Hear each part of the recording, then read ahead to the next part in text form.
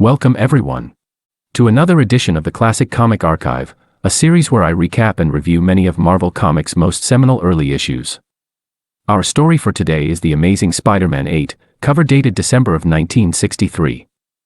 This issue marks the first appearance of obscure villain the Living Brain, and was written by Stan Lee, drawn by Steve Ditko and Jack Kirby, and lettered by Art Simek and Sam Rosen.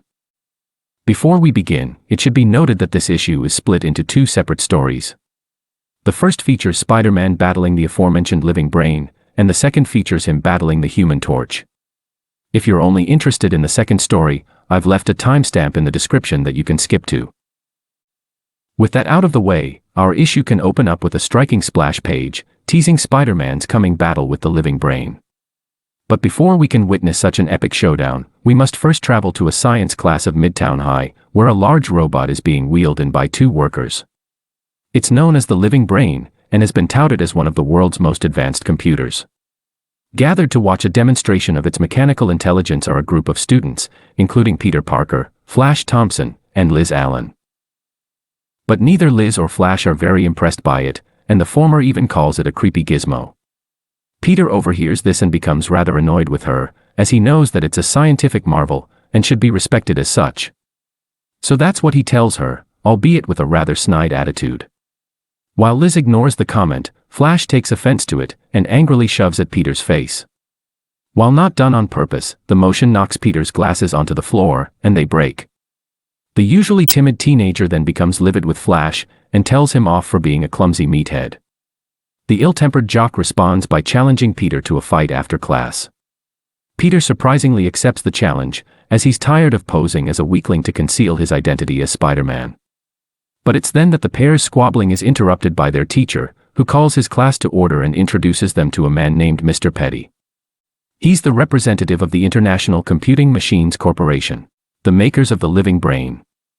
He admits that the robot was given a humanoid body specifically to pique people's curiosity, but would still be a scientific marvel without it. The form does have other advantages though, as when commanded, it can roll around, or manipulate objects with its mechanical arms. But its most impressive feature is what it's named after, its artificial brain. Stored within is a wealth of information, which it never forgets, and can retrieve to answer any question. To demonstrate this ability, the science teacher asks his students to think up a challenging question to ask it. But someone has to manually input the question into its hardware. So he selects Peter, the most technically gifted of his students, to do it. While Peter's getting the hang of the robot, and as his classmates are deciding on a question, the issue briefly shifts focus to the two workers, who'd wield in the Living Brain. They're also fascinated by its amazing intelligence, but for all the wrong reasons, as they realize that it could be used to predict things like races and elections, information that would be worth a lot of money. But the issue then shifts back to the students, who've decided to ask the Living Brain who Spider-Man really is. As impossible as the question may seem, Mr. Petty accepts it and claims that with enough information, the Living Brain may be able to answer it. So the students begin rattling off everything that they know about Spider-Man. While they're eager to read the robot's answer, Peter is dreading it, as he fears that it'll guess correctly and expose his secret. But he feeds it all of the information anyways, and anxiously waits for its answer. In only a few moments, it produces a strip of paper which it's printed on. But to Peter's relief, it's in the form of a mathematical code that he'll have to take home and translate himself.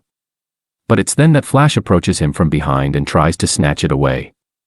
He claims that Peter is too weak to handle something so important, so he should translate it instead. But Peter shoves him away and remarks that he's too stupid to do it. It seems that their squabble is going to devolve into an all-out brawl, but their teacher then steps in to break them up. Yet oddly enough, he actually encourages them to fight, just not in his classroom. So they instead head for the gym, which apparently has a boxing ring that students can use without supervision. The two are joined by a group who've come to watch, and are all confident that Flash will win. Of course Peter knows that he could beat the bully quite easily, but decides to pull his punches, for as much as he despises Flash, he doesn't want to seriously hurt him. But with that, the match begins. For the first few moments it's not that exciting, as Peter's spider sense allows him to dodge all of Flash's punches. His reflexes are so fast, that the spectators think he's being a chicken by staying out of range. But when Peter eventually decides to punch back, he assures himself that he'll only use a fraction of his power. And so he does, yet even a fraction of his power is enough to send Flash flying out of the ring. Thus the bully spends a few dizzying moments recovering from the blow, but quickly gets back in the ring and brushes it off as a lucky punch. But the issue then shifts focus to the floor above them, where the two workers are in the midst of stealing the living brain while everyone's distracted by the fight. Yet as they're wheeling it out, they're caught by Mr. Petty. Fearing that he'll alert the police to their theft, one of the workers approaches the old man and knocks him unconscious. But in the process, he accidentally pushes the other worker into the living brain's control panel. The impact causes the panel to short-circuit, and the living brain then goes haywire. It begins wildly spinning its arms like a buzzsaw, and starts pursuing the workers as if it's entered an attack mode. They flee in terror, and the living brain then mindlessly barges into a nearby classroom. But before we can see any more of the mechanical menace, the issue shifts back to the fight. But not much has happened since we last saw it, as Flash still hasn't landed a punch on Peter. In fact, the crowd is actually starting to get rather bored of it. If only to show off while he still has their attention, Peter decides to end the fight with a single restraint punch, as he's discovered a technique to reel in its force. Yet it's then that a frantic girl barges into the gym pleading for help. Flash turns his head to see what's going on, but by the time he does, Peter has already swung his punch. There's no time to stop it, and it lands on Flash while he's facing away from Peter. As expected, it knocks him clean out, but none of the spectators acknowledge Peter's victory, as they think that he only won by landing an unfair punch. But the issue isn't lingered on, as the frantic girl then explains that the living brain is wreaking havoc upstairs. Hearing this, Peter decides to see what's going on as Spider-Man. But he first picks up Flash and drops him off at their gym's locker room, where he also changes into his costume. Then heading into a nearby stairwell, he remarks to himself that the robot is too advanced to simply malfunction, and thus must have been tampered with. Even still, he can't seem to take its threat seriously, as after all, it's just a computer on wheels. But this attitude quickly changes as Spider-Man finally arrives upstairs, where a group of terrified students are fleeing from the living brain. While it might just seem like a clumsy robot, it's actually quite deadly, and even Spider-Man admits that it'll be a challenge to take it down. His first approach is to leap onto its head, where he can avoid its deadly arms. But its robotic reflexes are too fast, and he's swatted away. But the living brain is rather slow, giving Spider-Man an opportunity to land safely, and then rush off to evacuate any students who haven't already fled the school. Once they're all gone, Spider-Man races back to the living brain, and tries to slow it down with a web trap. For a moment it seems to work, as the robot stops moving. But then it begins analyzing the web, as if it's calculating the exact amount of force needed to break it. While a seasoned physicist would need an array of equipment to determine the web's strength, all it takes the robot is a few prods from its mechanical fingers. It then suddenly tears through the web with inhuman precision, and Spider-Man realizes that it's even more dangerous than he'd thought, as it's able to quickly analyze and adapt to any situation.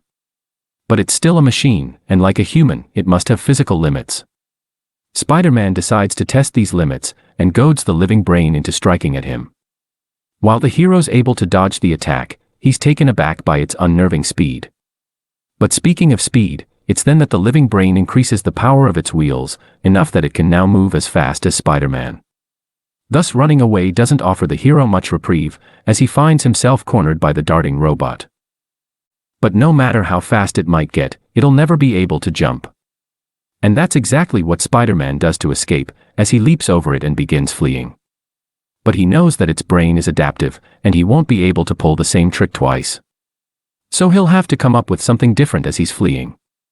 But as he's racing through the hallways while dodging the living brain's attacks, he runs into a group of students who weren't able to evacuate, as their exit door jammed.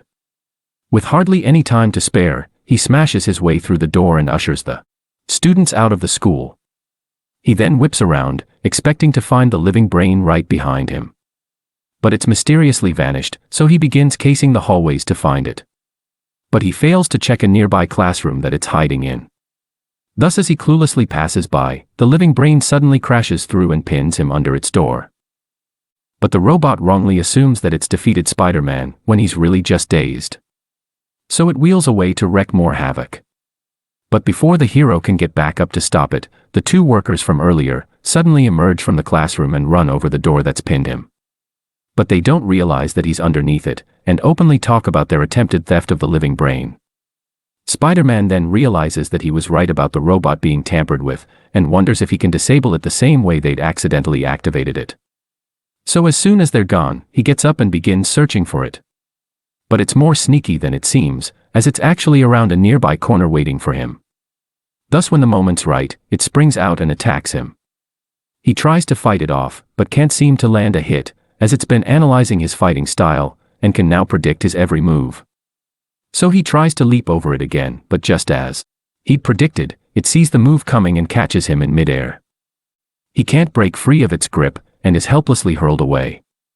But before he crashes into a nearby wall, he manages to web onto the ceiling, and realizes that the living brain can't reach him up there.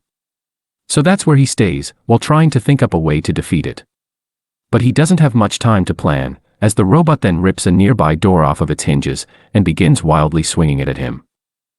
He dodges the attack with a mighty leap, and then tries to web it up from behind, in the hope that its arms can't reach his webbing. But it doesn't need its arms to break free, as it instead begins powerfully spinning around. Spider-Man desperately tries to hold onto his web, but the living brain has become a veritable tornado, and he's sent flying away. You would think that the robot would then deliver a finishing blow, but it actually abandons Spider-Man, as it's determined that he's a non-threat and not worth his time. It instead begins barreling towards a pair of nearby students, who foolishly walked back into the school. But this is just the opportunity that Spider-Man needs, as he's able to leap onto the distracted robot, divert it away from the students, and then flip off its main switch before it can swipe him away. So he's finally defeated it. But his troubles are not over yet, as in the process of shutting it off, he's accidentally become tangled in its arms, and it's now barreling towards a nearby staircase. There's nothing that he can do to stop it, except web onto the ceiling and hope that it's strong enough to hold them both. And sure enough it is, as the two crash through a window, but ultimately swing back to safety. But with that, the issue then shifts focus to the two would-be thieves, who are desperately trying to escape the school. They're frantically racing towards the locker room, just as Flash Thompson is inside waking up from Peter's punch. He starts changing into normal clothes to go confront his opponent, but happens to bend over and tie his shoe, just as the two thieves barge into the locker room. So they trip over him, and actually end up knocking themselves out.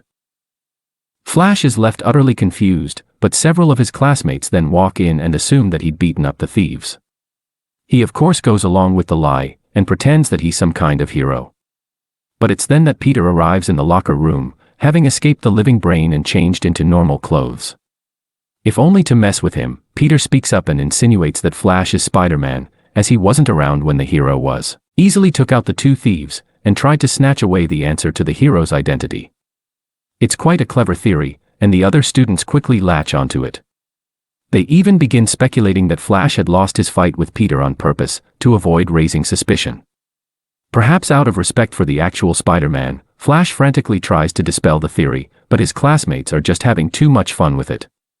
The story subsequently ends as a rather jolly Peter is leaving the school, happy in having walloped Flash without exposing his identity. As for the living brain's answer, Peter plans to simply toss it away, and claim that he'd lost it in the day's commotion. Our second story opens up with a striking splash page, showing Spider-Man as he's sneakily arriving at the home of Doris Evans. She's hosting a party, but he wasn't invited. In truth, he didn't even know that there was going to be a party. He'd simply come to flirt with her, and had just happened to arrive at the same time as her get-together. While it might seem odd that he's trying to hit on some random girl, he's most likely doing it to mess with her boyfriend, the Human Torch. But speaking of the hero, he's just arrived in an attention-grabbing new car.